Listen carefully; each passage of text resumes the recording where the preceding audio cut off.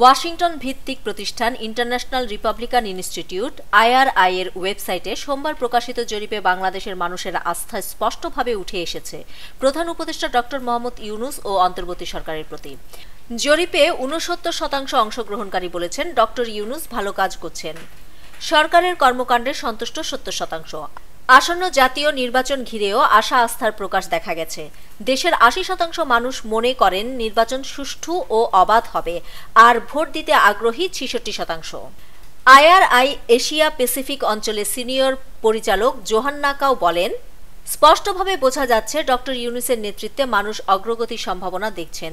তার এবং অন্তর্বর্তী সরকারের প্রতি জনগণের এই আস্থা স্থিতিশীলতা, জবাবদিহিতা ও সংস্কারের ব্যাপক প্রত্যাশা তুলে ধরে। নিউজ ডেস্ক, দৈনিক পূর্বকোণ।